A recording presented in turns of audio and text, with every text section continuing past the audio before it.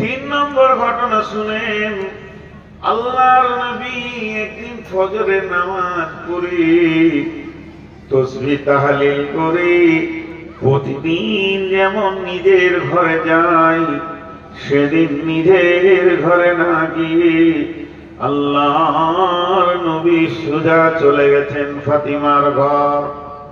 ফাতিমার ঘরে গিয়ে দেখছেন শীতের সময় চারজন একটা কম্বলের ভিতরে রয়েছে, দুইজন বসে আছে, দুইজন লাফালাফি করে। কম্বলের উপর থেকে বোঝা যায় এই মাথাটা বড়, এই মাথাটা বড়, তাহলে এটা আমার মেয়ে ফাতেমা, এটা আলী।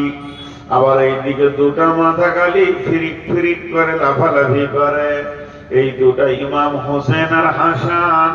তারা আব্বা মায়ের হাতগুলি আঁধারে ধরছে আর আনন্দ করছে। এই দৃশ্যটা বিশ্বনবী দাঁড়িয়ে দাঁড়িয়ে দেখছেন।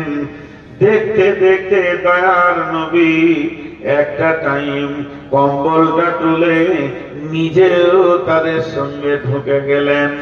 এক কোলে নিলেন ফাতেমাকে, এক কোলে নিলেন আলীকে, একদিকে নিলেন হাসানকে আর একদিকে নিলেন হোসেনকে। চারখানা মাথা।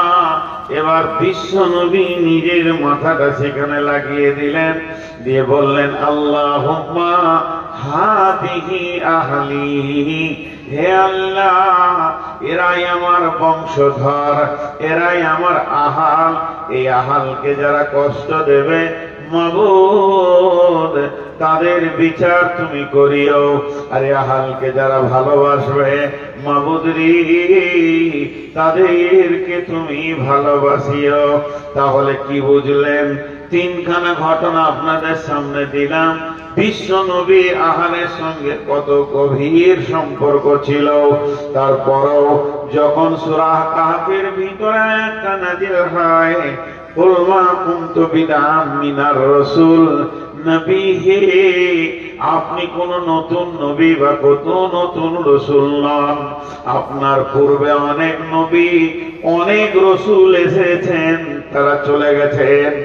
এমন সময় আল্লাহ তাবারাক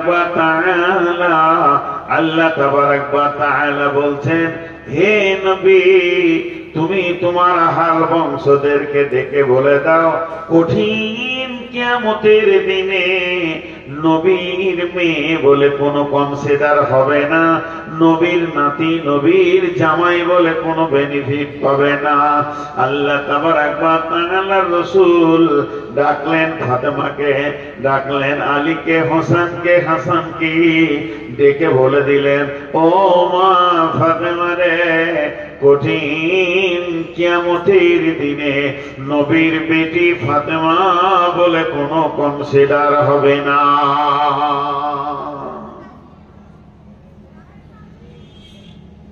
আমি কি এই ঘটনাগুলো ফালতু শোনাচ্ছিলাম? না, ঘটনাগুলো থেকে কি পেলাম? প্রেম কত, মহব্বত কত। আর কিয়ামতের কথা বলতে গিয়ে আল্লাহ বলছে চলবে না।